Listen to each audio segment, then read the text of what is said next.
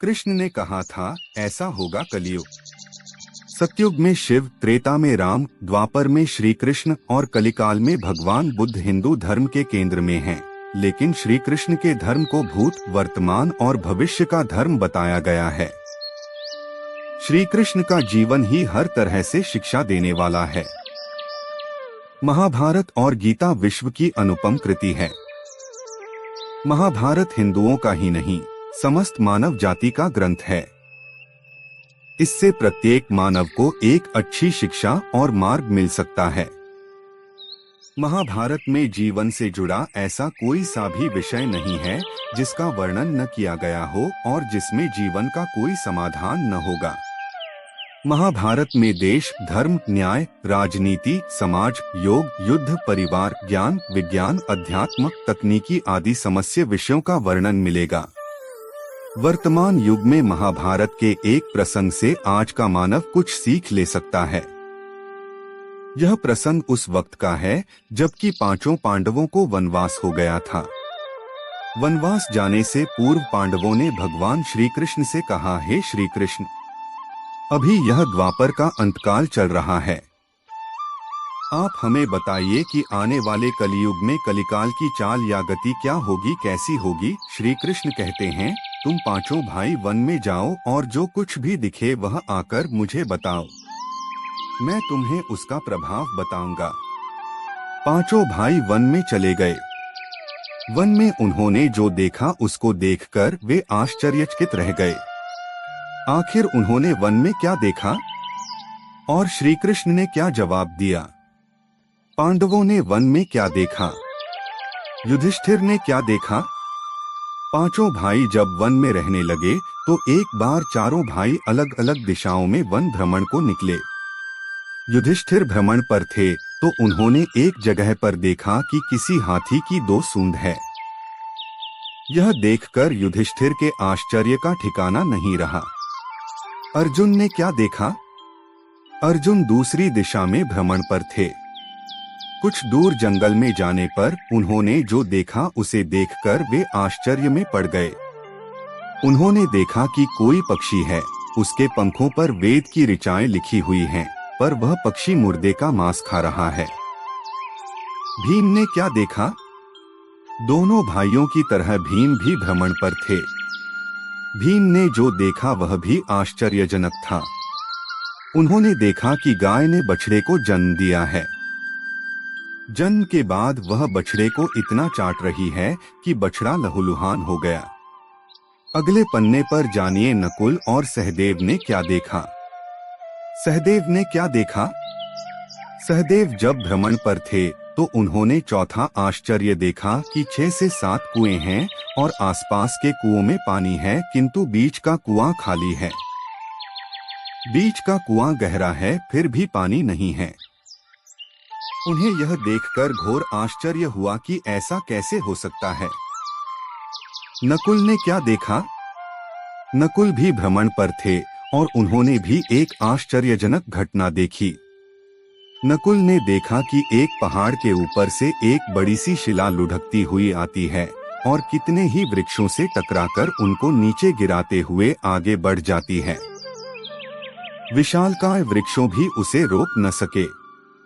इसके अलावा वह शिला कितनी ही अन्य शिलाओं के साथ टकराई पर फिर भी वह रुकी नहीं। अंत में एक अत्यंत छोटे पौधे का स्पर्श होते ही वह स्थिर हो गई।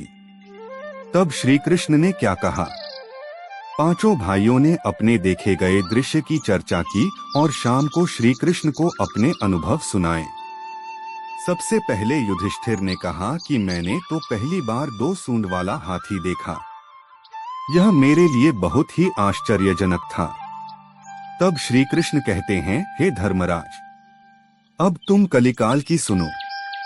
कलियुग में ऐसे लोगों का राज्य होगा जो दोनों ओर से शोषण करेंगे, बोलेंगे कुछ और करेंगे कुछ, मन में कुछ और कर्म में कुछ। ऐसे ही लोगों का राज्य होगा। इससे तुम पहले राज्य कर लो। अर्जुन ने जो देखा उसका जवाब। युधिष्ठिर के बाद अर्जुन ने कहा कि मैंने जो देखा वह तो इससे भी कहीं ज्यादा आश्चर्यजनक था। मैंने देखा कि एक पक्षी के पंखों पर वेद की ऋचाएं लिखी हुई हैं और वह पक्षी मुर्दे का मांस खा रहा है। तब श्री कृष्ण कहते हैं, इसी प्रकार कलयुग में ऐसे लोग रहेंगे जो बड़े ज्ञानी और ध्यानी कहलाएंगे। वे ज्ञान की चर्चा तो करेंगे, लेकिन उनके आचरण राक्षसी होंगे। बड़े पंडित और विद्वान कहलाएंगे, किंतु वे यही देखते रहेंगे कि कौन सा मनुष्य मरे और हमारे नाम से संपत्ति कर जाए। हे अर्जुन, संस्था के व्यक्ति विचारेंगे कि कौन सा मनुष्य मरे और संस्था हमारे नाम से हो जाए। हर जाति धर्म के प्रमुख पद पर बैठे विचार करेंगे कि कब किसका श्राद्ध हो, कौन कब किस पद से हटे और हम उस पर चढ़े। चाहे कितने भी बड़े लोग होंगे, किंतु उनकी दृष्टि तो धन और पद के ऊपर, मांस के ऊपर ही रहेगी। ऐसे लोगों की बहुतायत होगी, कोई कोई विरला ही संत पुरुष होगा। भीम ने जो देखा उसका जवाब। अर्जुन के सवाल के जवाब के बाद भीम ने अपना अनुभव सुनाया। भीम ने कहा कि मैंने देखा कि गाय अपने बछड़े को इतना चाटती है कि बछड़ा लहूलुहान हो जाता है। तब श्री कृष्ण कहते हैं, कलयुग का मनुष्य शिशुपाल हो जाएगा। कलयुग में बालकों के लिए ममता के कारण इतना करेगा कि उन्हें अपने विकास का अवसर ही नहीं मिलेगा। मोहमाया में ही घर बर्बाद हो जाएगा। किसी का बेटा घर छोड़कर साधु बनेगा तो हजारों व्यक्ति दर्शन करेंगे, किंतु यदि अपना बेटा साधु बनता होगा तो रोएंगे कि मेरे बेटे का क्या होगा।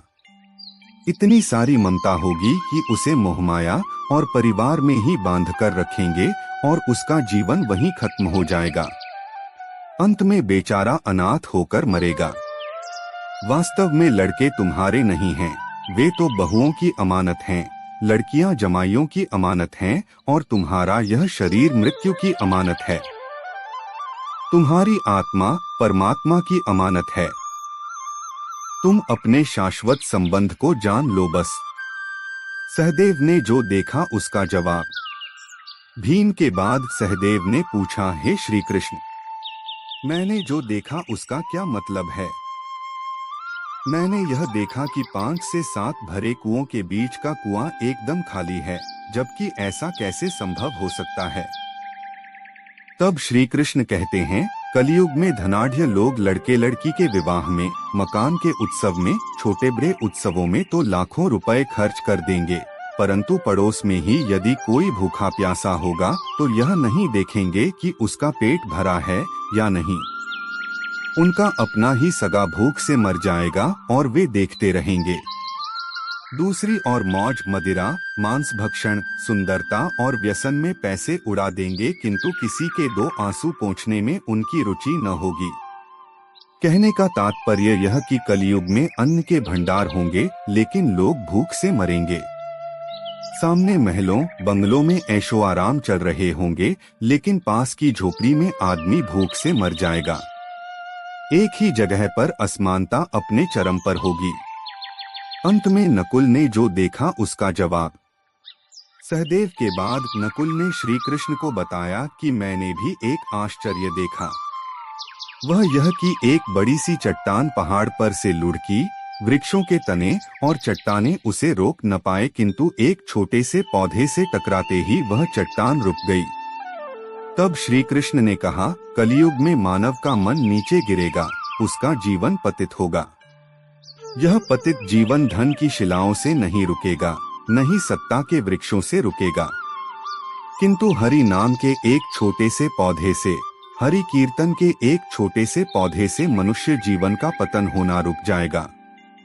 श्रीमन नारायण नारायण हरि हरि।